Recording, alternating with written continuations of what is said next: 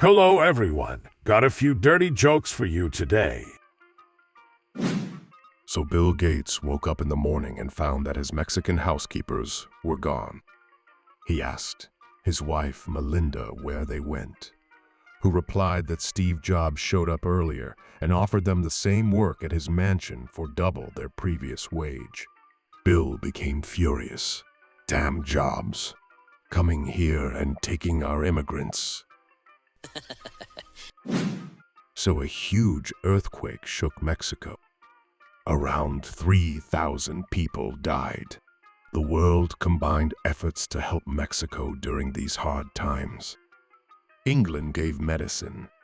France sent food. Germany made huge donations. USA sent 3,000 Mexicans to replenish the stock. So, the U.S. Navy destroyer stops 4 Mexicans rowing towards Texas. The captain gets on the loudhailer and shouts, "Ahoy, small craft. Where are you headed?"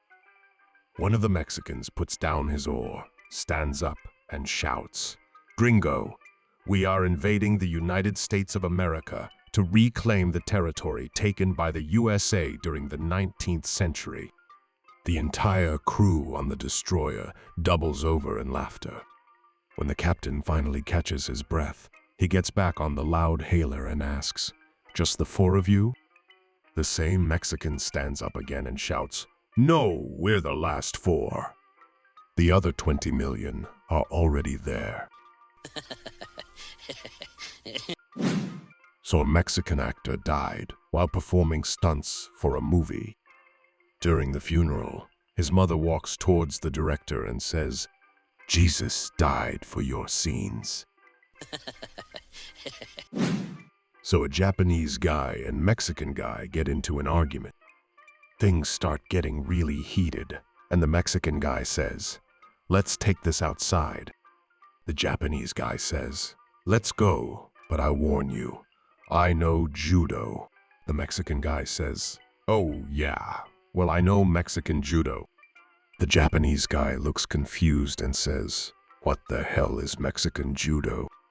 The Mexican guy responds, "Judo no if I have a gun, or judo no if I have a knife." So a Mexican man wins lotto, and wanting to spend his money wisely, he decides to buy the house next door to Bill Gates and brings his whole family to live there. He knocks it down and builds an exact copy of the Bill Gates house. Annoyed, Bill Gates sarcastically says to the Mexican man, "Nice house you got there." And the Mexican man replies, "It's just like yours, but worth a lot more." Puzzled, Bill Gates asks, "How do you work that one out?" The Mexican man replies, "When we go to sell, I can tell the prospective buyers that they will be living next door to Bill Gates, whereas you gotta tell them they'll be living next to a bunch of Mexicans." So a cowboy sat on a stool in a bar, drinking a beer, when a man in full Mexican cowboy attire walked in and took the seat next to him. They exchanged a slight nod, acknowledging each other. After a while, the cowboy ordered another round and decided to buy a drink for the Mexican cowboy as well. The two silently drank together, and when their glasses were empty, the cowboy ordered another round for both of them. This happened again, a third time. After the third drink, the Mexican cowboy grinned and said something in a low voice, but the bartender couldn't make out what he said. Suddenly, the cowboy's face turned red with anger. Without warning, he stood up, drew his gun, and shot the Mexican cowboy dead on the spot. At the trial, the judge asked the cowboy, "Why did you become so enraged and shoot this man without any apparent reason?" The cowboy replied, "Well, Your Honor, I was just trying to be friendly. I bought him 3 drinks, and each time he just grinned at me and insulted me." The judge asked, "What did he say that made you so mad?" The cowboy took a deep breath and said, "After each drink, He grinned in my face and called me grassy ass. So an East Texas couple, both bona fide rednecks, had 9 children. They went to the doctor to see about getting the husband fixed. The doctor asked them why, after 9 children, would they choose to do this. The husband replied that they had read in a recent article that 1 out of every 10 children being born in North America was Mexican, and they didn't want a Mexican baby because neither of them could speak Spanish. So a man notices a Mexican bookstore. He decides to go in because he has never seen a Mexican bookstore before. He browses through the store and finally asks the clerk, "Do you have the book on Donald Trump's foreign policies with Mexico?" The clerk replies, "Screw you. Get out and stay out." The man replies, "Yeah, that's the one." So, Donald Trump walks into a fortune teller's tent, sits down across from her, and says, "All right, tell me, when am I going to die?" The fortune teller closes her eyes, waves her hands over the crystal ball, and says in a slow, serious voice, "You will die on a major Mexican holiday." Trump leans in and frowns. "Which one?" "Cinco de Mayo, Dia de los Muertos." The fortune teller opens her eyes, looks him straight in the face, and says, "Any day you die, Donald, will be a major Mexican holiday." So a Mexican is applying for citizenship, and for the final portion, the proctor says, "Okay, I need you to come up with an English sentence that contains the words green, pink, and yellow." The man smiled and said, "When the phone goes green, green, I pink it up and say yellow." So, the sick Mexican was lying on his deathbed. He had only hours to live when suddenly he smelled tamales. He loved tamales more than anything else in the world, especially his wife's tamales. With every last bit of energy left in his body, the sick Mexican pulled himself out of bed, across the floor, down the hall, and into the kitchen. He saw that his wife was removing a fresh batch of tamales from the stovetop. As he reached for one of the freshly made tamales, his wife smacked him in with a wooden spoon. "Leave them alone, cabron. They're for the funeral." So a Mexican man is strolling through the streets of Mexico City when he kicks a bottle lying on the ground. Suddenly, a genie bursts out. The genie says, "Hello, master. I will grant you one wish, anything you want." The man thinks for a moment and says, "Well, I love tequila. I wish I could drink tequila anytime I want, so make me pee tequila." The genie snaps his fingers. Done. The man rushes home, grabs a glass from the cupboard, and pees into it. It's clear. He sniffs it. Smells like tequila. He takes a sip. It's the best tequila he's ever tasted. Excited, he shouts Consuelo, "Come quick." His wife runs in, and he pours her a glass. She hesitates, but takes a sip. It's incredible. They drink and party all night. The next evening, same routine, 2 glasses, both filled from his special tap. Again, the tequila is perfect. They drink until sunrise. Then Friday night rolls around. Pancho walks in and says, "Consuelo, tonight just get 1 glass." She looks confused. "Just 1? Why only 1 glass?" Pancho smiles, raises his zipper and says, "Because tonight, my amor, you drink straight from the bottle." So, 2 guys are bungee jumping one day. The first guy says to the second, "You know, we could make a lot of money running our own bungee jumping service in Mexico." The second guy thinks this is a great idea. So the two pool their money and buy everything they'll need: a tower, an elastic cord, insurance, etc. They travel to Mexico and begin to set up on the square. As they are constructing the tower, a crowd begins to assemble. Slowly, more and more people gather to watch them at work. The first guy jumps. He bounces at the end of the cord, but when he comes back up, the second guy notices that he has a few cuts and scratches. Unfortunately, the second guy isn't able to catch him. He falls again, bounces, and comes back up again. This time, he is bruised and bleeding. Again, the second guy misses him. The first guy falls again and bounces back up. This time, he comes back pretty messed up. He's got a couple of broken bones and is almost unconscious. Luckily, the second guy finally catches him this time and says, "What happened? Was the cord too long?" The first guy says, "No, the cord was fine, but what the heck is up in yada?" So a rabbi takes a vacation to Mexico. While strolling through a town, he bumps into a local Catholic priest. They strike up a friendly conversation and decide to grab dinner together at a restaurant the priest recommends. As they're chatting over the meal, the rabbi grows curious and asks, "Padre, I'm just wondering, are there any Mexican Jews in this country?" The priest shrugs and replies, "I'm not sure, my son. I only deal with the Catholic community." So the rabbi calls over the waiter and asks, "Excuse me, do you know if there are any Mexican Jews?" The waiter furrows his brow, thinks for a second, and says, "I don't think so, sir." The rabbi looks surprised, and the waiter notices. "Wait here," he says. "I'll ask the manager."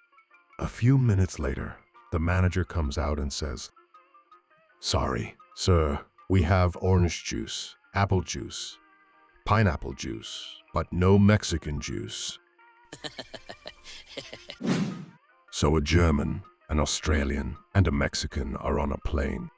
They say that they can tell where they are by sticking their hands out of the plane. The German sticks his hand out and says, "We are in Germany." The others ask, "How do you know?" The German says, "Because it's so cold." Then the Australian sticks his hand out and says, "We are in Australia." The others ask, "How do you know?" He replies, "Because it's so warm." Then the Mexican sticks his hand out and back in. He says, "We are in Mexico." The others ask, "How do you know?"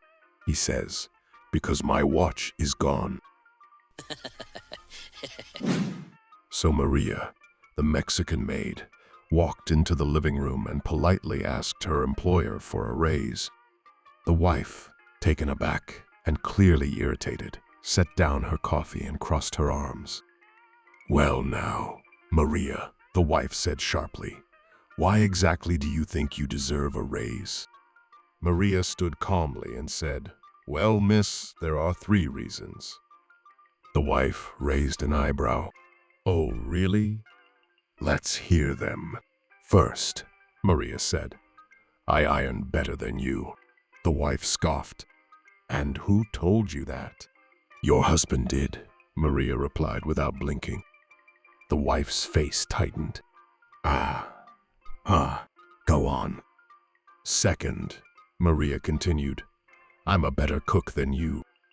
The wife's voice rose a bit. "That's nonsense." "Who said that?" "Your husband," Maria said again. The wife was clearly losing her temper now. "Is that so?" she snapped.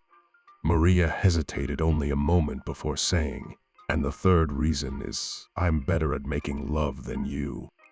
The room went dead quiet. The wife's eyes widened. Her face flushed red as she gritted her teeth and hissed, "And let me guess, my husband said that too." Maria smiled and shook her head. "No, Miss the gardener did," the wife replied. "Oh, okay. So, how much do you want?"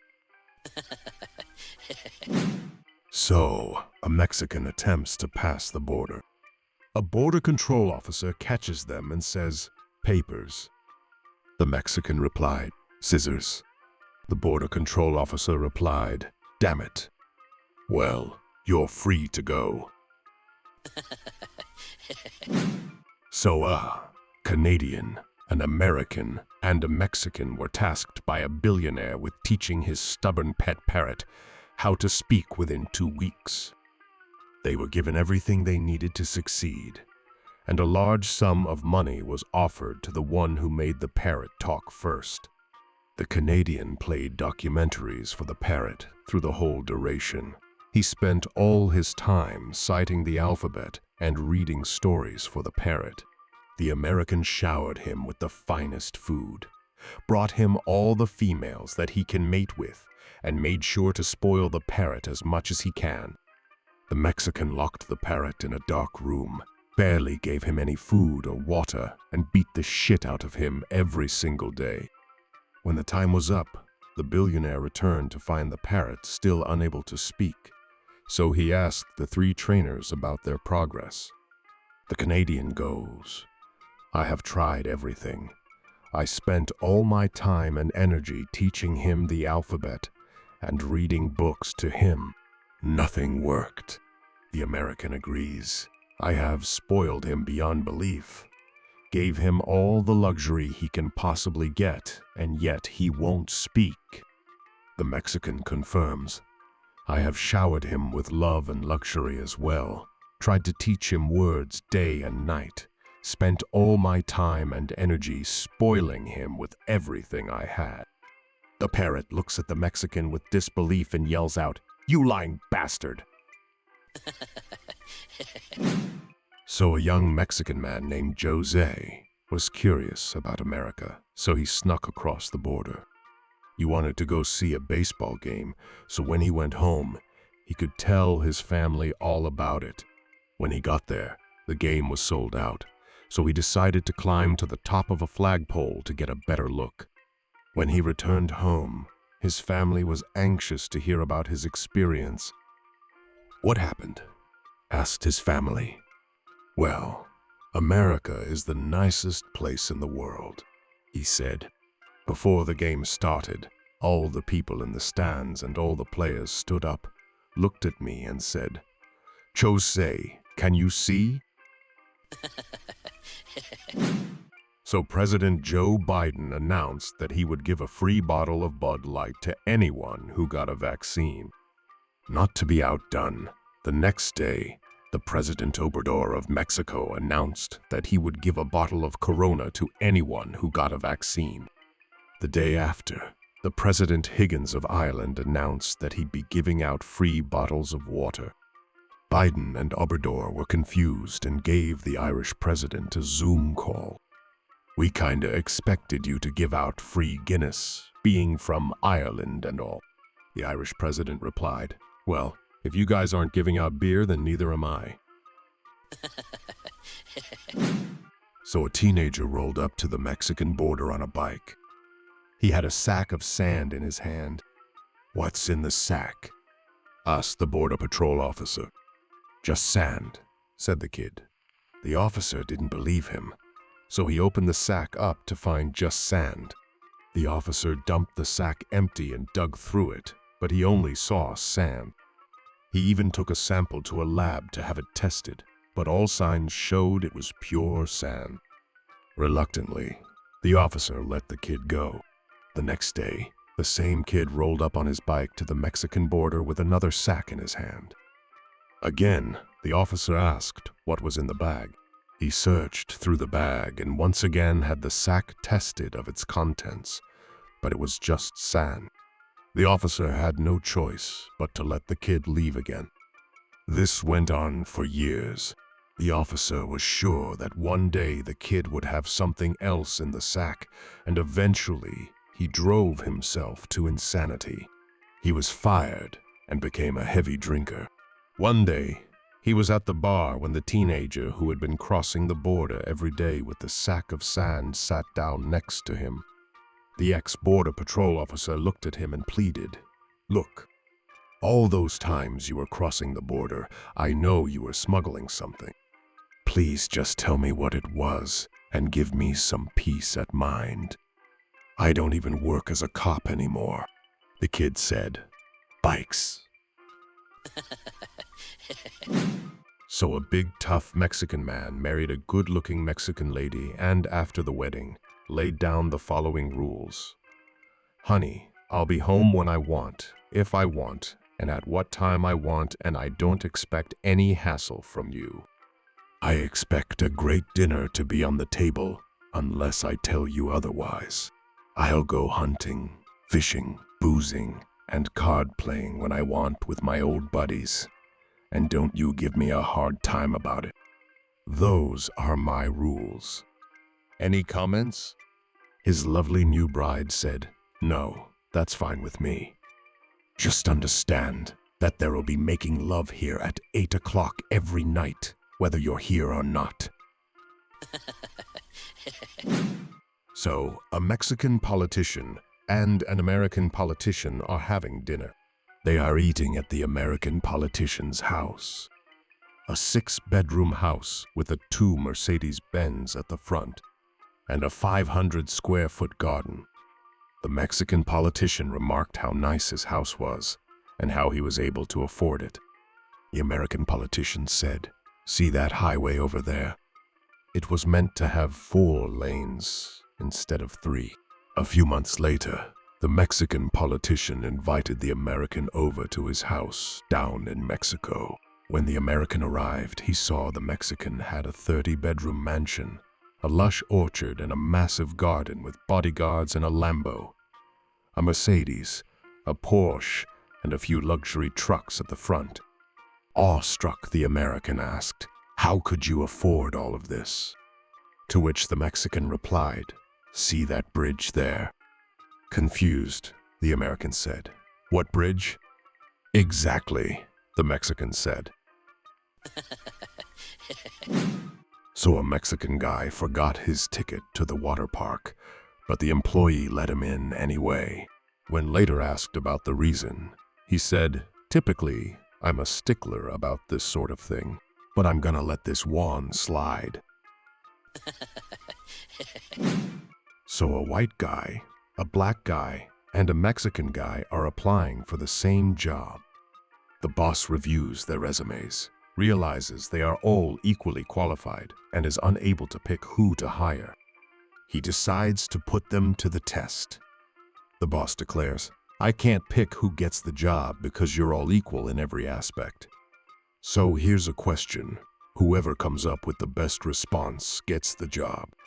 Feel free to share your best sentence with the words liver and cheese."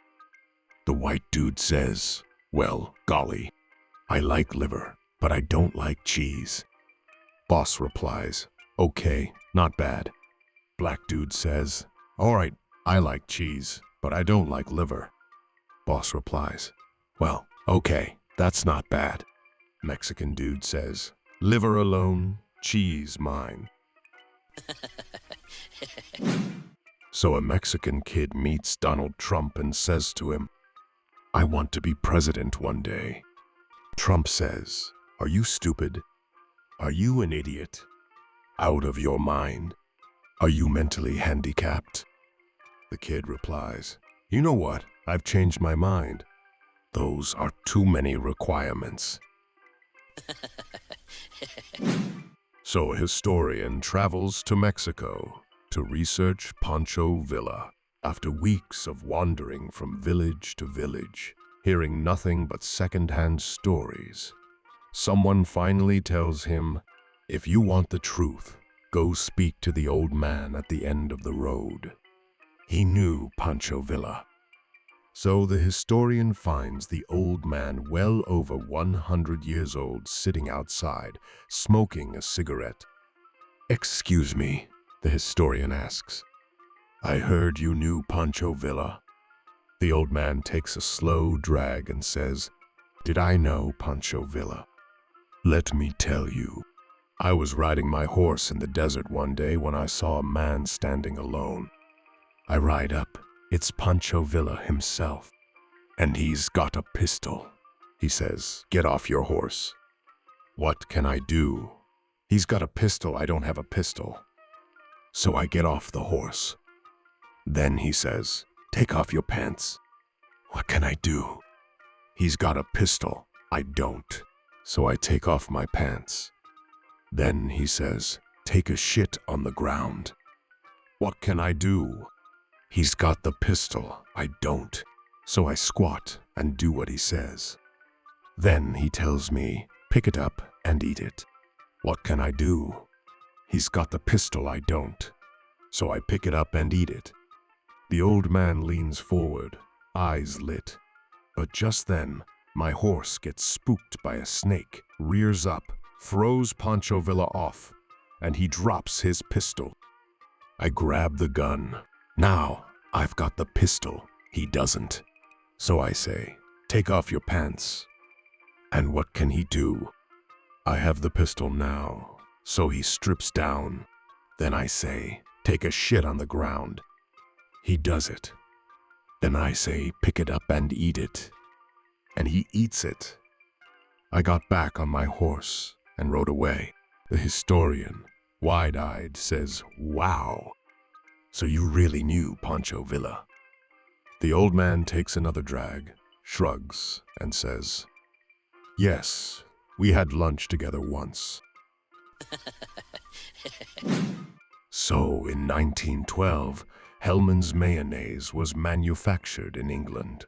In fact, the Titanic was carrying 12,000 jars of the condiment to be delivered to Veracruz, Mexico, which was to be the ill-fated ship's next port of call after its stop in New York City. This would have been the single largest shipment of mayonnaise ever delivered to Mexico. But as we all know, it went down in the North Atlantic with the mighty ship. The Mexican people loved mayonnaise so much, and this loss was so devastating that the Mexican people declared a national day of mourning, which happens every year on the day the shipment was supposed to arrive. This day, of course, is May 5th, or more commonly known as Cinco de Mayo.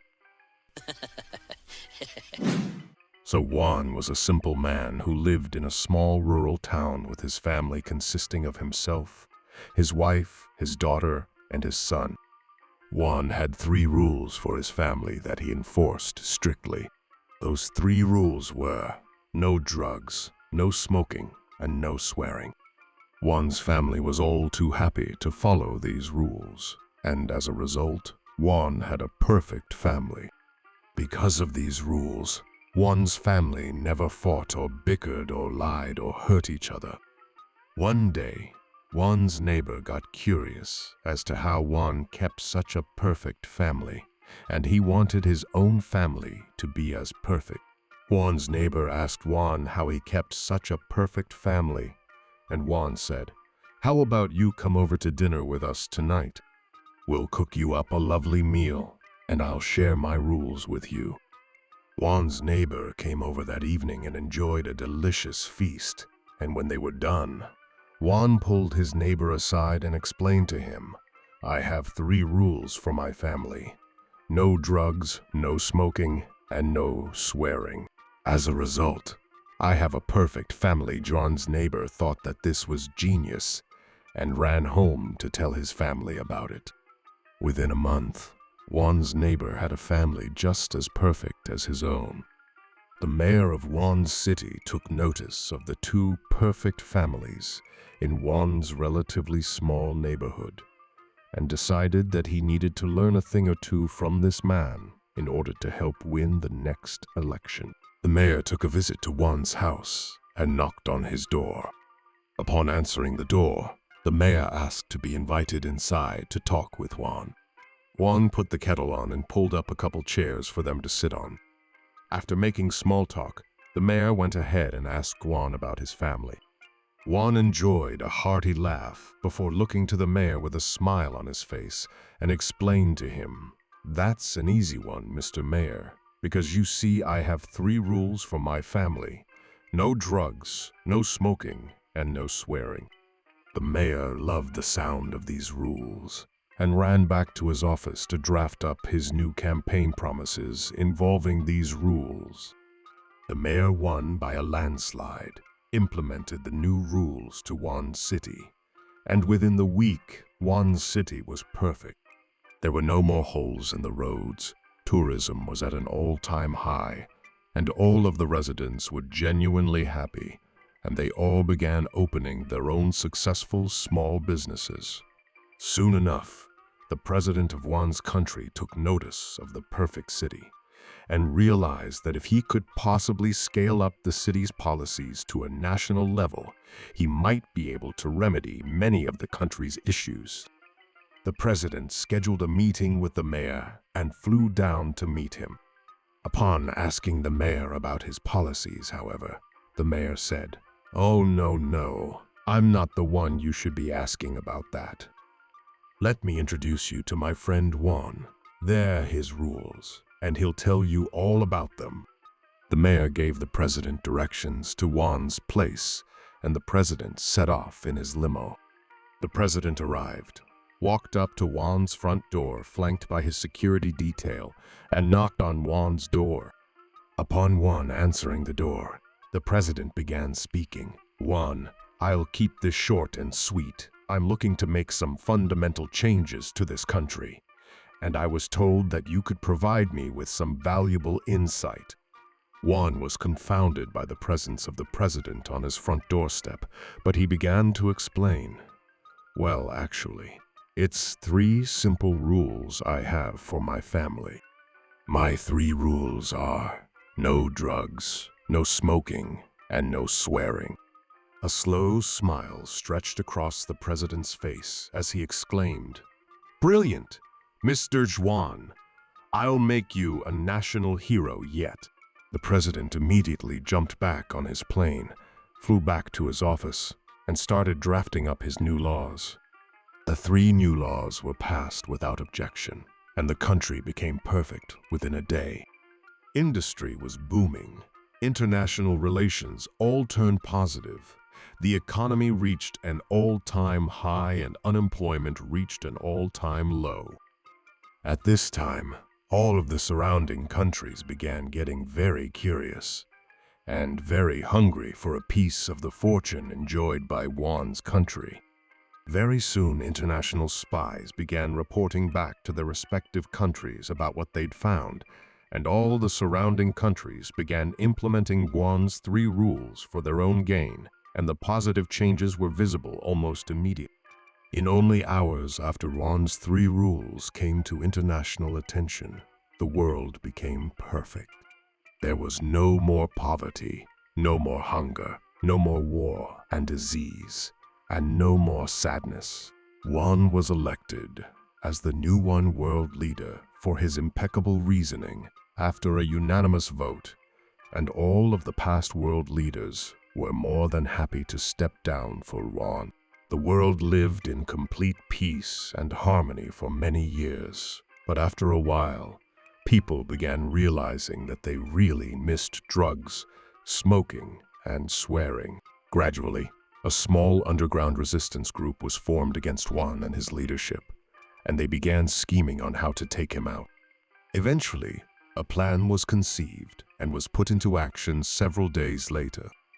In the middle of the night, several of the resistance fighters broke into Juan's house, kidnapped him, and loaded him onto their helicopter. They then proceeded to fly out into the desert, where they tied him up to a cactus and shot him dead with a golf gun. What's a golf gun, you may ask? Well, I don't know exactly, but it sure put a hole in Juan.